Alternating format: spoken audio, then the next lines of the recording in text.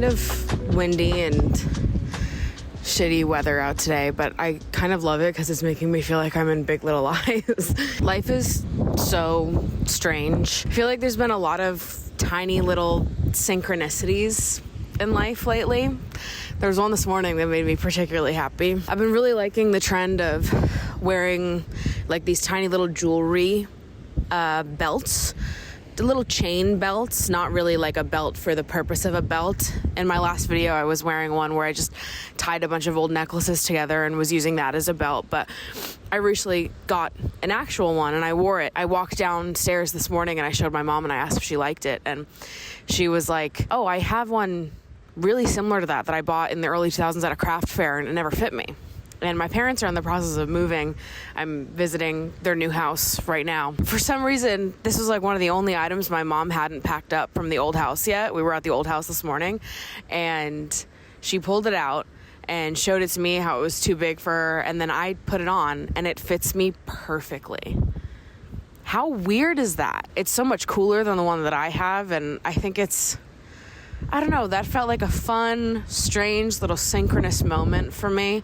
My mom is much smaller than me, so I don't have any of like her clothes from when she was younger, any hand-me-downs, nothing. And this felt like so cool to have a little piece of my mom, an item that she picked out for herself that she was gonna style, but it just didn't fit right. And now, you know, all these years later, it's mine. It just feels like it's, I don't know, life is kind of perfect like that sometimes. I said goodbye to my childhood home this morning. I'm not gonna miss it. Goodbye forever to my childhood home. See you never. That was my bedroom window for all of my young life and teenage years. And yeah, I'm not gonna miss it. Good riddance. I grew up spending summers in Maine, which is where my family is now. So officially a Mainer, no longer a masshole. And yeah, I feel nothing about that. I don't know. I think a lot of people feel sad to leave their childhood homes, but that's just not how I felt at all. It feels like a happy thing, an exciting thing. I wasn't the biggest fan of my hometown, so it feels nice to fully leave that chapter of life behind me and move on to the chapter of life where I live in New York and I get to visit my family by the ocean. That's just, it's a lot calmer for me emotionally. So anyways, tiny little joys, sitting on the rocks, rough day on the ocean, but it just makes it more beautiful to look at. Wind is in my hair. My younger brother just graduated high school. I watched my sister graduate college a few weeks ago. Like, little things. There's so much to be happy about.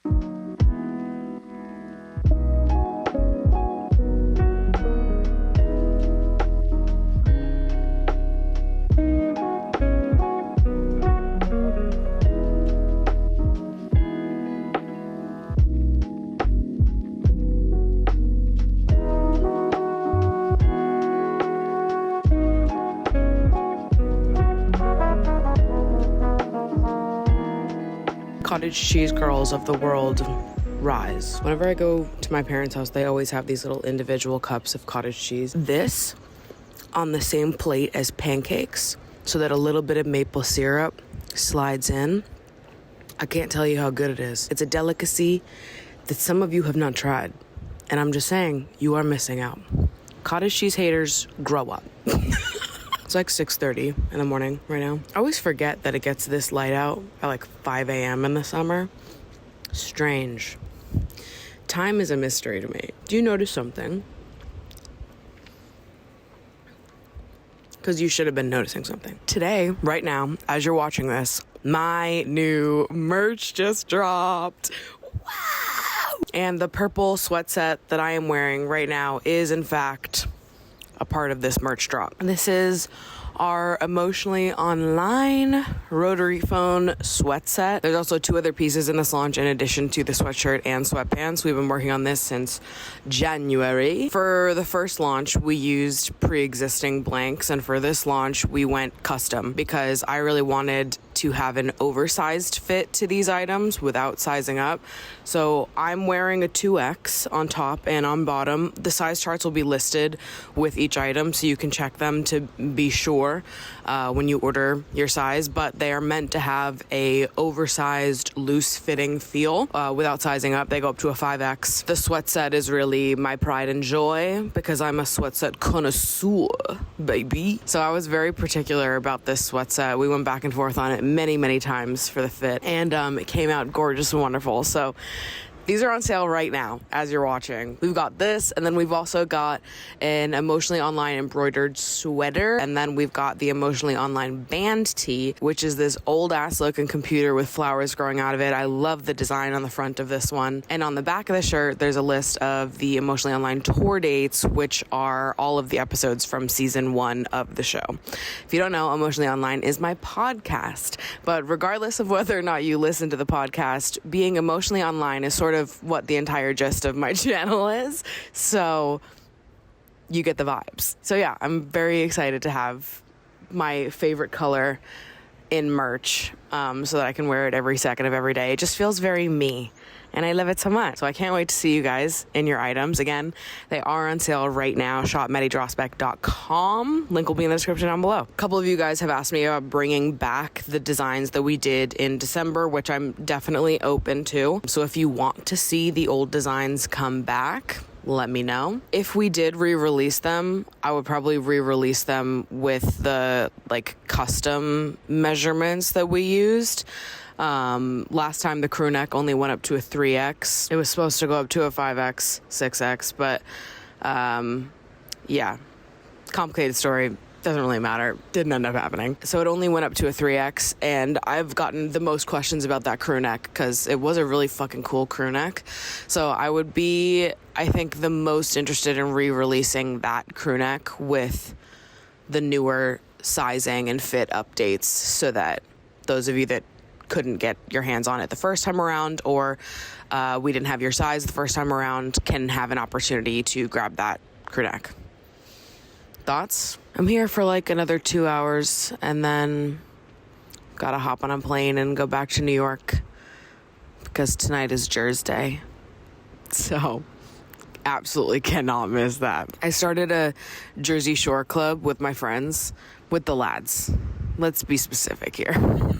And we started an offset of Lads on Tour, jerzday, Jersey Shore Watch Club, because I realized that my friends have never watched Jersey Shore all the way through, which is unfucking believable to me. Every time I learn that someone hasn't watched Jersey Shore all the way through, I'm like, so what were you doing in 2009? Where were you and what were you doing, and should we be concerned? No, I get most of the time it's just because people had strict parents, or maybe not even strict parents. Maybe they just saw the preview of Snooki getting punched on television and were like, I think my kid's good on that. Which, fair enough, I guess. If you have any care for the sanctity of reality TV, you will watch Jersey Shore. Because it's the best. It was the best reality TV show ever made. And I'm a Love Island stan, right? Love Island season 5 is up there for me in terms of what is the most lovable, valuable, slay reality TV series of all time. But Jersey Shore in its entirety is a perfect, chaotic mess of a reality TV show, and I just think that it is the blueprint. In so many ways, it is the blueprint. So anyways, every Sunday for the next 8 months, my friends are going to come over and we're going to watch 3 episodes of Jersey Shore together. We're towards the end of Miami right now. They just got to the note. So I've got to go back home and host that, and then I've got to start preparing physically, mentally, and emotionally to be in Europe for 2 weeks. So anyways, I've got to go home and host jerzday, obviously. It's very important.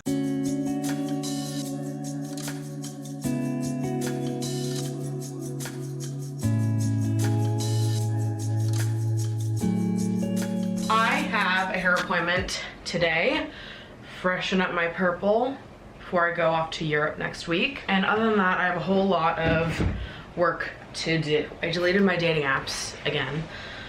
We all saw it coming. Did this like a month ago, I just haven't talked about it yet. Well, I did on my podcast. Another reason for you to go listen to the podcast. Honestly, I don't know how long I'm gonna have the apps deleted for. It could be a long time, it could be just for the summer, I don't know yet. The last time I deleted the apps was, of course, my year of no dating. This is the first time that I've deleted my account since that year. So it's been like a year and a half. I haven't taken a single break off of them. Sort of, I guess. Like, I don't even really feel like I'm using them. Like, I haven't really gone on a Hinge date this year. I guess there was one. And then before that, there was one in like October. I feel like I haven't really been on dating apps actively since October. So in some ways it's taking a break after a year and a half of being on them, but in another sense it's like I kind of already was taking a break. I think I'm definitely a part of the group of people that is just feeling exhausted with dating apps and a little like, what is the point of these? Like, are they really serving me ever? But especially right now. Like, has it ever worked? I don't know. I do not have shades, and I just, you know, live my life, and I change right in front of them. Because in my head, I'm like, who can see in here? In my head, no one can see up here. And I've been down on the street before and looked up, and you can definitely see in here. But in my head, I'm like, but other people can't. So I don't know, people have probably definitely seen my tits. Especially when I filmed like my parade try-ons, I'm like right in front of the window. This is my community service. Speaking of community service, I actually have another thing I want to talk about before I get too deep into the dating app stuff. This is an important summer PSA. And I've been saying this for 4.5 years because that's how long I've been doing this at this point, which seems kind of crazy. We're done wearing bras. We're not wearing them anymore. Big titty girls, I know you're sitting there being like, oh, but Maddie, but shh, we're not doing them this summer. I have not worn a bra in 4.5 years. All right, now I'm gonna quick fire answer all of your questions. But Maddie, what if people stare at me and my big beautiful bazoons? They will and they do. This is my community service. I don't care. Oh, but Maddie, what if my nipples show through? That is quite literally the point. Nipples are an accessory that we aren't utilizing nearly enough. Bring the nipples out. I just got this tank top from Anthropologie and I actually really like it. I'm thinking I'm gonna order it in a few more colors because I feel pretty secure. It's a good length, so I don't feel like my boobies are too close to peeking out the bottom. I do feel safe in this top, and it's not too thick to cover up my nips, which is exactly what I want. Another thing you're thinking, oh, but Maddie, the boob sweat. Let's not play pretend here. It's summer. You're sweating everywhere, all right? How you're gonna handle boob sweat is the same way you're gonna handle sweat on any other place of your body. I'm not like more bothered by boob sweat than just like the general discomfort that I feel in the summer in general. So I just bring little napkins with me and we lift it up, we wipe it, we put her back down, we're good. And then the fourth part of it is the pain aspect of it, which everybody's bodies are different, so some people are gonna experience more pain than others, but I will tell you in my personal experience, I dealt with more pain wearing bras than I have in the 4.5 years that I haven't worn bras. And to make you understand my credentials here, I used to sleep with a bra on growing up because it hurt so badly. Sleep! I never took a bra off, okay? Up until 4.5 years ago where I decided I was done completely. My whole life, I wore bras 24/7 because my chest hurt, my nipples hurt, and my back hurt. I think at first during the transition, the key is to find tighter tank tops that you're comfortable in, but that are skin tight so that your nipples don't feel irritated. I don't know. This was my thing for so long, was that I would wear bras 24/7. And I think like 80% of the reason for me was because my nipples were so sensitive. So if I was wearing like a loose fitting shirt without a bra on and like the shirt grazed over my nipple, it would ache. And the only thing that would make my boobs feel better is if I had like pressure on them at all times. I don't know. But I think wearing like tight fitting tank tops helped with that feeling, on top of the fact that it just looks sexy. And over time, when your muscles get more used to carrying this weight, it hurts less and less and less. Your body gets used to it, the muscles get stronger, and now it's like I don't even think of it. Do whatever you want to do. I'm just saying, nipples and tank tops are so sexy and so in, and I think that you should all consider using nipples as an accessory this summer, just for a little bit, just for a day or two, all right? I'm a high encourager of nipples as an accessory, especially on my big titty girls that feel like they're not allowed to be a part of this club.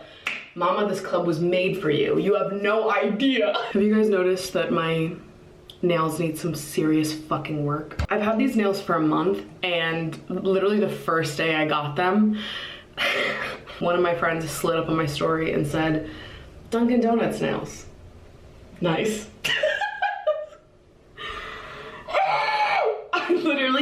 I screamed. I was like, there's no way. There's no way that I, as a New Englander, accidentally, subconsciously got Dunkin' fucking Donuts nails.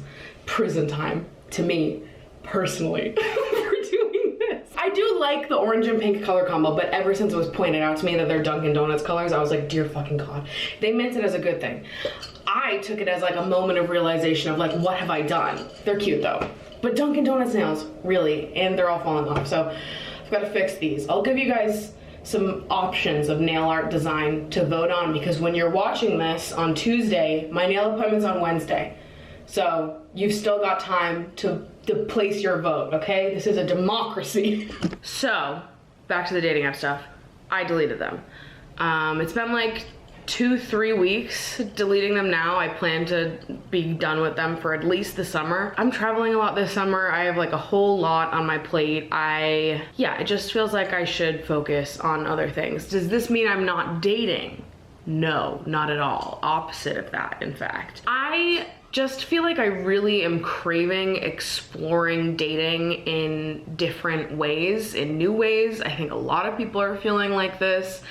I found a virtual speed dating app that I'm gonna try out for a video that you guys will see later in the month of June. I wanted to see how that goes. I think at one point I'd be interested in trying a matchmaker. There was like a couple leads I was looking into in that regard. I submitted myself to a matchmaking beta that seemed promising, and I was told that I made it through, but then they never followed up. So I've got to track that down and see like what is going on there. But I think I'm interested in exploring other planned ways of meeting people, because I think there's such a demand for dating apps for a lot of reasons, but for people like me, I feel like the reason why I go to dating apps and that I have enjoyed dating apps is because I like feeling like I am in the driver's seat of my dating life. Like I'm the one putting in effort, putting myself out there, going to meet people. And I think sometimes when you just like leave it to the universe, which in some ways is good, and I think I'm still doing that in other ways, you know, like I'm open to meeting people in any capacity. Someone can walk up to me at the coffee shop and I'm open to meeting someone that way. But if I was only leaving it to that, and I was always just existing in a state of like, well, maybe someone will come up to me, that doesn't make me feel good, because I feel like I'm leaving the like possibility of meeting someone in the hands of other people constantly, when I would prefer to put myself out there, date, meet new people, see what fits, learn more about what I like and what I don't like, and get a little bit more courageous along the way. It just seems like a better experience to try, rather than to just be in a constant state of like, oh, well, I'll let someone else come. Like, I don't like that. It feels too much like princess in a tower waiting to me, and I just prefer to be more proactive in the dating process. I want to feel like an active participant. And so dating apps help me feel like that in periods of life where I haven't met a lot of new people in real life or have been too scared to, because I think up until very recently, I felt too nervous to hit on people outside of dating apps. I think that's a pretty new change for me. I think in those periods where I really didn't feel comfortable putting myself out there by going to speed dating events or even hitting on someone on Instagram, like I needed that initial affirmation of like, okay, we're both physically attracted to each other, we matched, now we can flirt. Like I don't know that I was confident enough to put myself out there without that initial affirmation until pretty recently when I challenged myself to, and I found that I actually didn't think it was that scary. So I probably could have been doing this for much longer. I just was convinced that I would hate it until I made myself do it, and I figured out it actually wasn't that bad. So, but now that I've done that and I've really enjoyed the more like off dating app experiences that I've had, not necessarily even offline, because honestly, I like flirting with people on Instagram too. That to me feels better than a dating app at this point, because at the end of the day, like, these companies care about money. They care about keeping you on the app to some degree. They have to care about love like 50%, but then the other 50% they have to care about like their business model. So they're gonna give you some good matches, enough to keep you on the app, to keep you coming back, but they're gonna give you like a whole lot of shitty matches as well, because they can't afford to lose you. They need you on the app. So it's like they give you a sprinkle of good and a whole lot of bad, and then everyone leaves feeling like shit about themselves. And it's not you, it's the algorithm. And I don't know, I guess lately I just feel like that is not, the positives don't outweigh the negatives anymore. And this is not me hating on dating apps. I've said this many times, because every time I critique dating apps, someone in the comments is like, yeah, fuck dating apps. Everyone's on them is a loser and they should delete them, and why the fuck?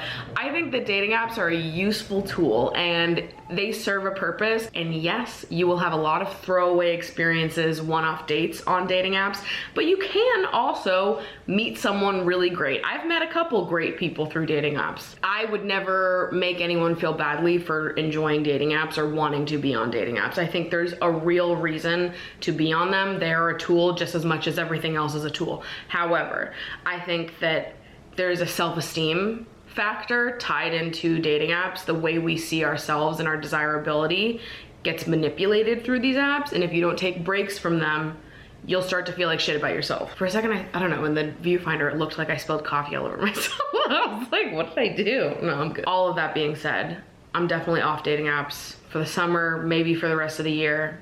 I'm more interested in exploring other methods of dating.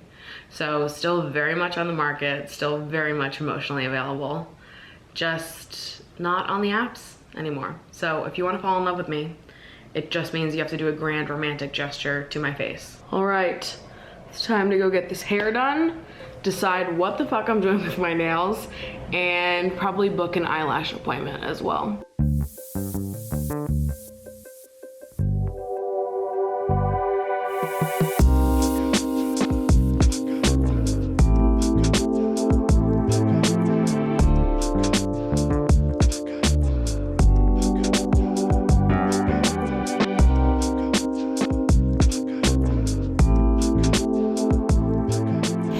Freshly done, and it looks incredible. Katie is an absolute wizard when it comes to fun, funky, fantasy hair colors. So if you're based in Brooklyn or in New York in general and you're looking to have fun, funky hair for the summer or whenever, definitely go to Katie. But now I need your help, okay? So we've got some options that I, at this moment in time, don't really know what they are, but I'm gonna put them on screen. Option number 1, option number 2, option number 3. These are the options I have for my nails. Keep in mind, I'm going to Italy and then I'm going to Greece. and then I'll probably have this set while I'm in Maine afterwards as well. So please, I'm really trusting you guys with this one. Make a good selection. My nail appointment is tomorrow. Get to work. Love Island's back tonight, baby. Love Island premiere is happening tonight, and my friends are all coming over after work so we can all watch it together. So I am delaying it.